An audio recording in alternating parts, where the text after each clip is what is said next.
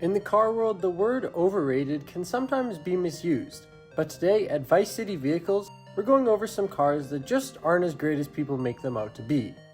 Number 1. Lamborghini Urus. The Urus is one of the most overpriced Lamborghinis considering the fact that it isn't actually a Lamborghini. Wait, what? Essentially, it's a reskinned Audi RS8. It is also, at heart, the same as the Bentley Bentayga and the Porsche Cayenne GTS. While the RS8 and the Urus do share the same 4-liter twin-turbo V8, the Urus is slightly faster due to things like different heads. Many complain that the Urus lacks luxury features and is far too similar to the RS8 to warrant a price of $235,000. The RS8 is around $100,000 cheaper. However, we should give Lamborghini its props because this is one of the most successful cars currently in their lineup and is most likely very profitable for them since they didn't have to design a new chassis. It allows them to stay afloat so that they can still build awesome V12 Lambos like the Aventador and the new Countach reimagination. Even though it is just another cookie-cutter Volkswagen flagship SUV model, you should be glad it exists because it was one of the first readily available premium performance SUVs and it undeniably looks incredibly menacing and cool. Additionally, the only supercar manufacturer that doesn't have an SUV right now, McLaren, is considering selling its iconic headquarters just to stay afloat with brands like Lamborghini and Ferrari. Lamborghini was ahead of its time since they were the first to release an exotic SUV, and it was an experiment that has succeeded tremendously as this is one of the most iconic vehicles dominating today's luxury market. Number 2. Dodge Scat Pack Charger. What if I told you for the same price as the Scat Pack you could have something that is more fun, has more horsepower, lighter weight, revs to 8,000 RPMs, and on top of all of that, sounds better.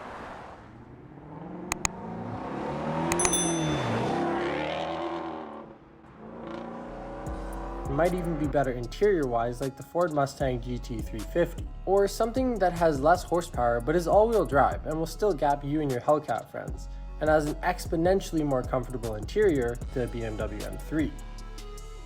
Mopar guys swear this is the best car to ever exist, and the only thing better than the Scat Pack is a Hellcat.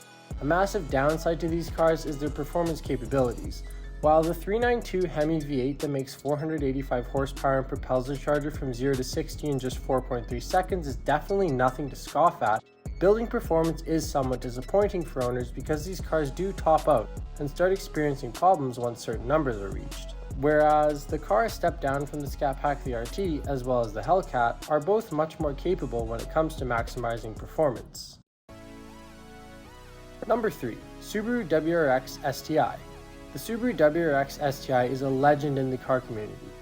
The rally-inspired sports sedan is to this day incredibly popular, but people can get carried away when it comes to this car.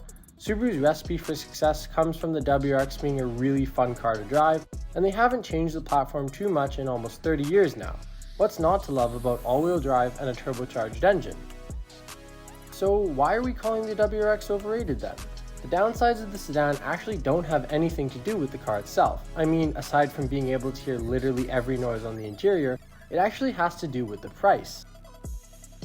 A lot of newer STIs are fetching upwards of 40 grand on the used market ever since Subaru decided to scrap the STI for the 2023 year due to greenhouse gas and emissions regulations. Complaints are completely warranted for this uptick in price since the overall build quality is rather poor for these vehicles and the 2.4-liter Boxer 4 is in need of a revamp. Take for example, the 911 Carrera 4, which has an even larger Boxer engine, uses less fuel and produces less CO2 than the Boxer and the Subaru. It comes to a point where people just aren't happy spending so much money on a somewhat bare bones and outdated platform just to scratch their inner rally fan itch. Number 4. Hyundai Elantra N. Okay, I get it, this may be a controversial pick because there's plenty of reason to love this 2-liter 4-cylinder turbocharged sports sedan, and they do undeniably sound sweet even from the factory.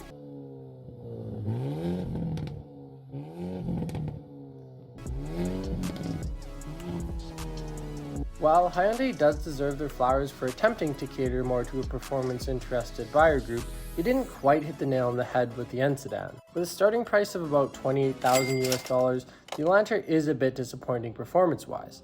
In recent years, Hyundai has been the culprit of multiple recalls totaling over 53,000 vehicles since just last year. So many people in the market for something around the $30,000 mark would be wiser to purchase a used vehicle that has more power and potentially better reliability.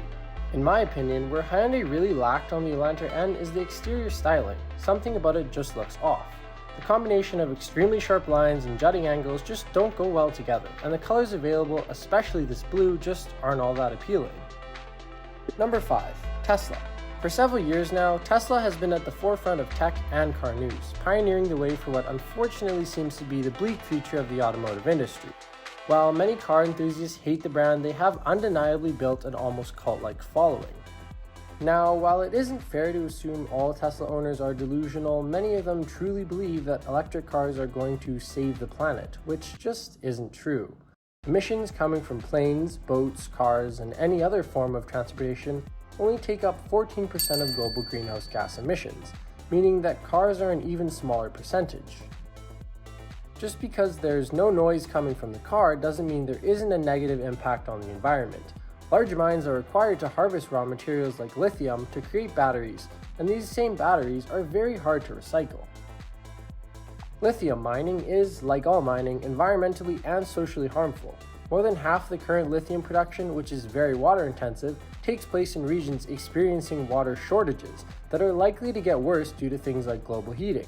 Once these materials are gathered, industrial factories then still cause even more pollution just to get the job done. So if you haven't figured it out yet, no, Teslas are not 100% good for the environment, and since they may seem to be on paper, many people do overrate them. Number 6. Audi B9/B9.5 RS5.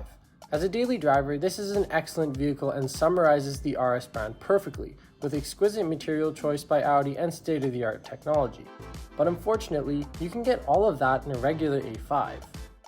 The problem with the RS5 is that many people who have driven them claim it is nowhere near as engaging as something like a BMW M3 or M4. Some owners claim that it just doesn't feel like a true sports car, and that you can't even really tell that you're going fast. From the factory, even with valves open, the car is very quiet for what it is.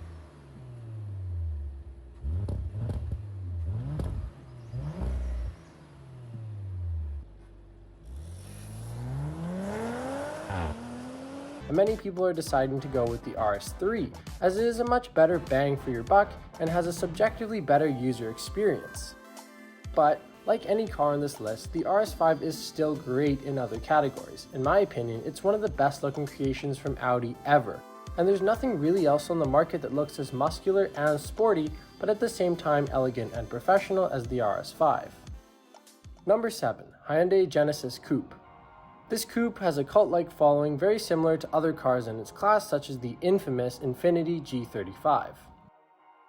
The Hyundai Genesis Coupe was an entry-level rear-wheel drive sports car which was available from 2009 to 2016 in North America. The coupe, which originally cost around $29,000, has seen a significant decrease in price due to people driving these until the wheels fall off, mainly teenage boys. A lot of the overrated aspects of this car come from the opinions of the owners. Many believe that since Hyundai's modern-day luxury brand is called Genesis, that their car is actually a luxury sports car thanks to this name. In reality, the interior of these cars are poorly made and lacking in many areas, and performance capabilities of these leaves much to be desired, despite the aggressive stance of the car. Objectively, these cars do look kinda cool, with thousands in aftermarket parts, but this cool factor is sometimes taken too far and the owners love to rank their cars higher because of this. And with that being said, that's all I have for you today. What cars do you guys think are overrated these days? I'd love to hear your thoughts down in the comments. Don't forget to subscribe for weekly car content just like this, and as always, thank you for watching and I will see you all next time.